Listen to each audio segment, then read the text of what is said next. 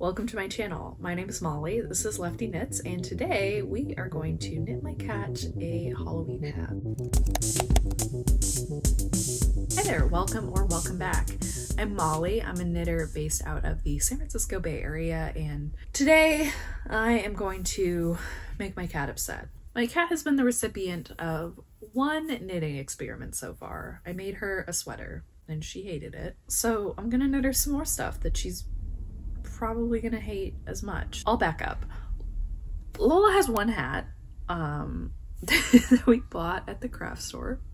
My boyfriend and I were actually last year going around looking for some last minute things to put together our Halloween costumes for a party at Joann Fabrics, and I think we were looking for fabric glue, so we were like not really finding it. We were going all over the store, and all of a sudden my boyfriend yells, "Molly, come here," and I'm like, oh, maybe he found fabric glue. But what he'd found was tiny hats. It was great, it's very funny, but we did find the fabric glue eventually. Anyway, we got Lola a little hat. She wore it very affronted, and then my boyfriend's brother for Christmas got me this book, Cats and Hats. This is 30 Great Patterns to Knit and Crochet by Sarah Thomas, and there are so many options for hats here. There's more knit hats than crochet hats, which is good because I can not crochet very well. So here's all the, I hope the glare isn't too bad. There's a lot of hats. I feel like it's better when I have it angled like this, There's a lot of hats. And today I figured I have a little bit of orange yarn lying around. Why don't I make her a pumpkin? So this is the pumpkin hat. This is what I'm going to be trying to recreate. The pattern's very short. It doesn't take much yarn. And I actually have some yarn lying around that I think will be ideal for this. This is Barocco Vintage. It is a blend of 52% acrylic, 40% wool, and 8% nylon, and it is a worsted weight yarn. There's 100 grams and 218 yards. And I bought this to make a hat for a friend's baby who's probably not like that particular hat I don't believe is going to happen, so I have all of this extra orange yarn. Usually I would go full acrylic for my cat hat, but had some orange acrylic yarn that I made baby hats out of, but I believe I've since gotten rid of it. So this is my option. Lola's gonna get some Barocco Vintage. This is like a pretty soft yarn. I feel like this would be great for baby knits, which is, like I said, what I bought it for. Anyway, this should not take much. Pattern says 25 yards. And then I have a couple of green yarns. Let me see. I have this tiny ball of green. I believe this is like a Lion Brand bonbon or something. Like Lion Brand has these little tiny acrylic balls. I don't know if you would buy them for like stuffed animals, for like some sort of embroidery. I don't really know like what you would use them for, but I have this green, which is a little bit more yellow than I'd like. I also have this green, which I think might be the one that I use because it's like a better thickness. This is, I believe, Patton's Classic Wool DK Superwash, maybe? Whatever their like DK weight superwash 100% wool yarn is. And it's a little bit, I would say a little bit more green than it's showing up on camera. But I think that the weight of these two yarns is probably closer, and that might make it a better choice. The thing about this book is that it doesn't have gauge anywhere. So it tells you like the supposed yardage of the yarn you need and the weight. So this is saying that you need Aran weight yarn in orange and green, that you need 25 yards of the orange and 10 yards of the green. And then it tells you like what knitting needle sizes to use. And in this case, it has crochet hooks to make the ties of the hat. But I don't like, I don't know. I mean, my cat's head is, I would say, small. She's pretty fluffy, but she's little. But I mean, it should probably be okay. It's like, this is probably mostly just an exercise in silliness, and it doesn't have to fit her that well. She just needs to be able to get her ears through the ear hole. This is just an all over garter stitch pattern, and I don't think that it should be too hard. I imagine that I will be able to make it in like an afternoon for her. But the first step is to wind up this ball. So I'm gonna go ahead and get cracking on that, and then we'll get to some knitting.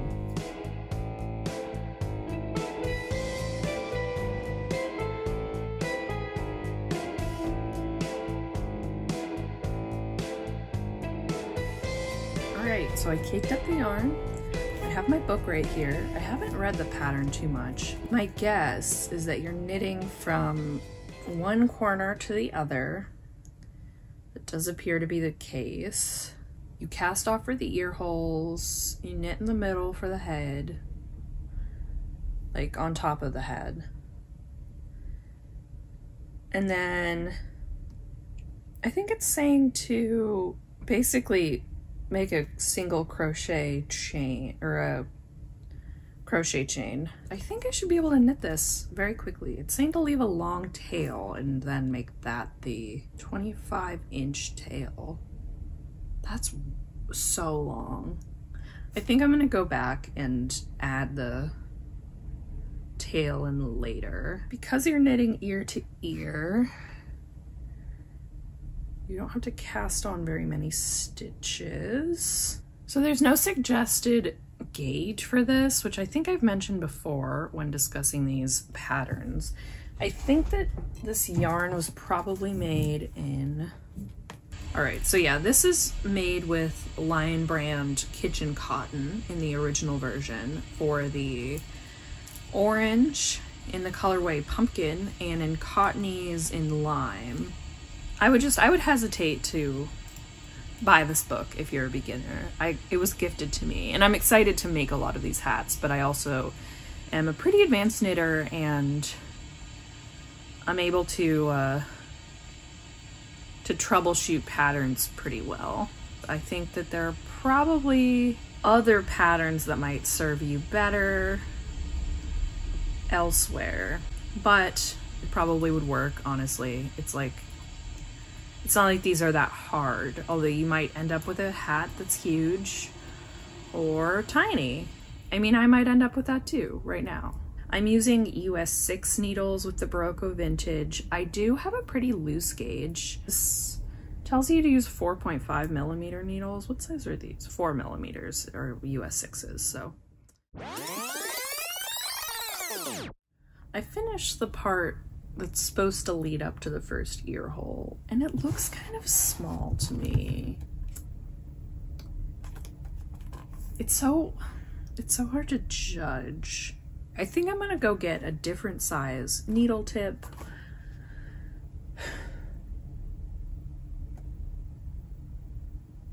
And knit this again. I'm back. I brought coffee. Lola's here, lurking behind the camera. Come here. Ugh. Hi, say hello to everybody. I'm sorry, you can go now. I'm trying to like look at Lola's head and think about how much bigger I want them. I might honestly go up to a US 8, which is a 5 millimeter, jumping the size written on the pattern. Yeah, I'm just gonna do this. I'm just gonna do it. It's fine. It'll be fine. I have to start again. I have a stitch marker just sitting here. One of these bulb ones that is removable or openable. And I'm gonna just put this on the knit side so that I know which side I'm supposed to just knit and which side I'm supposed to make the increases. I do think my pearls are what are loose generally in my knitting, so I do think that it's helping to have this just be like this is stockinette, so, or garter, so there's no purling in this hat, And so I think I'm pulling a little bit tighter than I might if I had a purl row, because I do find that my purling is much looser than my knitting. And I'm actually starting to learn combination knitting as a way to combat that. And I've only done like a little swatch so far. It's not something that I've done too much of. I feel pretty good about it. I do have to do a little bit more swatching and knitting to make sure that I feel like comfortable with the technique. It does create a fabric that's much denser than I'm used to. And yeah, that's just been really interesting. I actually think that I'm going to knit a little matching sweater with this. I made a little Google Doc, like duplicate stitch chart.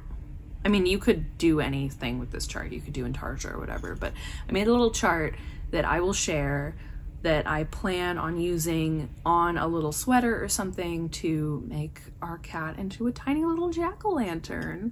So to make the ear hole on this hat, you're just casting off. It doesn't tell you how to cast on the stitches. I'm gonna go for like a backwards loop or something. You could do like a cable cast on as well. The back of the book does have instructions for how to do certain like basic techniques. So it might tell you what the cast on method it would like you to use in the middle of a row is, but I'm just doing a backwards loop.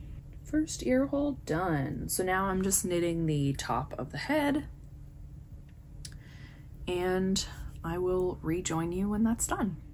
All right, so I finished the head, the top of the head. Did I knit the right number of rows? Probably. I kind of lost track, and I am not that good at counting garter stitch rows. I should probably improve on that. So I did the backwards loop cast on for the ears. I'm wondering if I should have chosen something a little bit more stable, like a cable cast on. But I think that this will only be on her head for like 5 seconds. I think it's probably fine. So it's time for me to decrease or make the second ear hole and then do the decreases. The decreases are apparently just done by knitting 2 together, and that's like on each side, so it's not like a slanted decrease. And like, look, this is a cat hat. I think that's probably fine. So I'm just gonna do it as it's written. Just gonna finish this up and I will get back to you.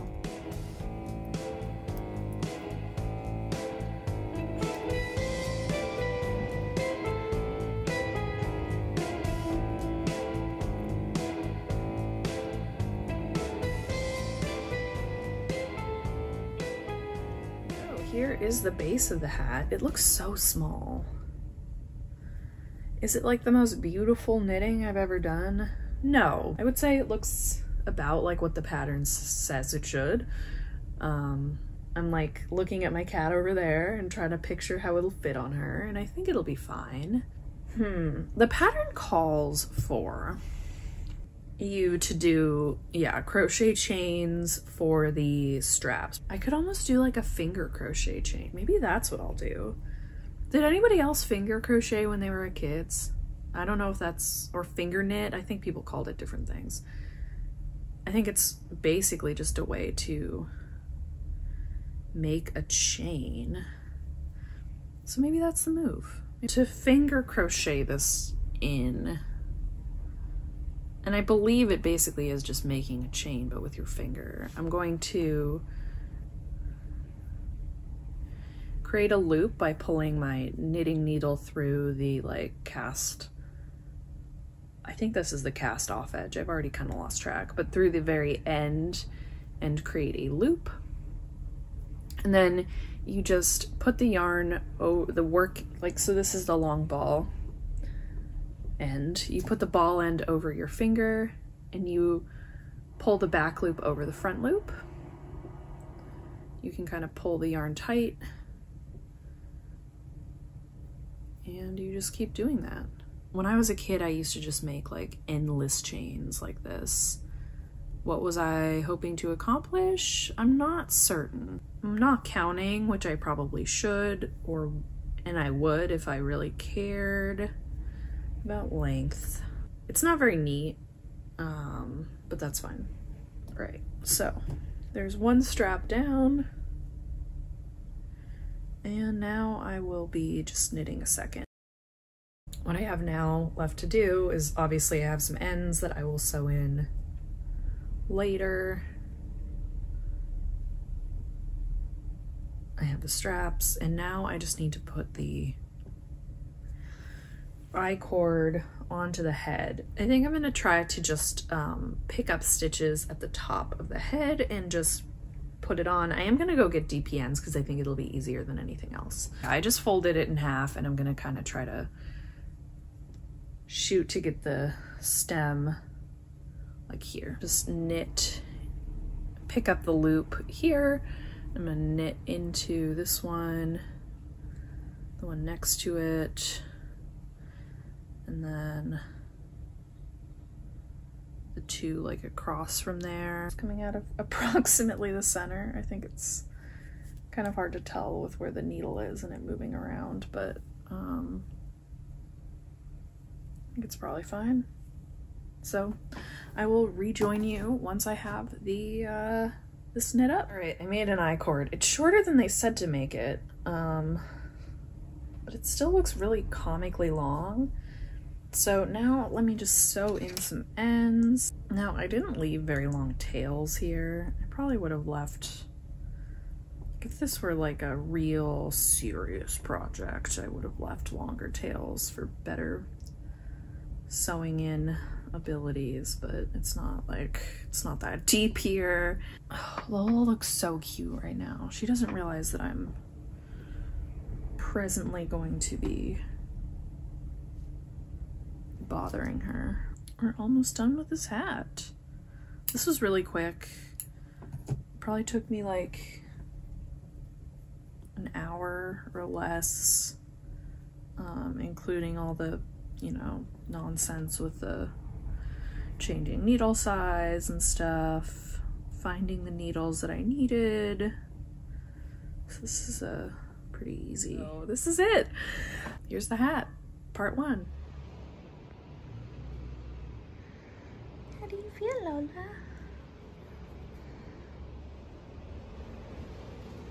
You my little pumpkin? She hates this. I sped through knitting this sweater in one early afternoon after I finished the hat pattern, and I followed the tutorial that I had previously created to go along with my first cat sweater video, which I'll link down below, and you can find my tutorial, all the steps that I did, in the comments of that video. I didn't knit a swatch or anything first for this version, which might have been a bit better of a move, but I was able to fit it on her, so it's fine. The way that I knit this is it starts with some 2x2 rib, then it goes right into the body increases, so for that I was just using a simple knit through the front and back loop. And after I finished the increases, knit a couple rows, made the leg holes by casting off and then casting on in the next round, and finishing with a couple inches of stockinette and then another bit of 2x2 rib at the end for the cuff. I probably could have made it a little bit looser, and maybe I need to work on a way to make the leg holes bigger, both more in width, I suppose, than length. So if I make another one of these, I'll think about how I could modify that. And I also made this duplicate stitch chart. Now, I am not a pro at duplicate stitch. This was probably my first time really seriously using it, and I did find it easiest to turn the sweater upside down to do it. It was easier for me to conceptualize how to put the yarn through the stitches that way. I did find that it turned out a little bit lopsided, and I didn't necessarily follow the chart 100% to a T. I think I was having a little bit of trouble figuring out where my stitches were in comparison to the chart, but I think it turned out looking okay. It's not the most sophisticated looking jack-o'-lantern ever, but I think the point is pretty clear, so it's not a big deal. After that, we put it on her briefly, and we have to take it off pretty fast when we do that, because she totally forgets how to function when she's wearing the sweater. Are you a little pumpkin? God, has there been a cat less happy? Probably. Are you mad? I'm sorry. You're a little pumpkin though. That's all I have for you today. I hope you enjoyed following along while I made my cat this silly little costume. So last look at my very wonky color work here. A little hat. I promise you that Lola was only wearing it for under 5 minutes.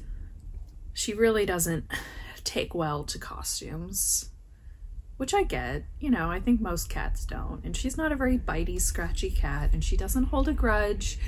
I will show you some pictures and videos and such of Lola and I being friends in the times since I have dressed her up like a little baby pumpkin. If you want the sweater pattern, I'll make sure to link that tutorial video I made down below. And I'll also add the Google Drive link to the Sheets page where I made that colorwork chart if it's something that you're interested in using yourself. If you enjoyed this video, don't forget to give it a like and consider subscribing. I make videos about knitting every week, and my Lola content seems to be of particular interest to people, so I am thinking about adding a little bit more Lola to this channel.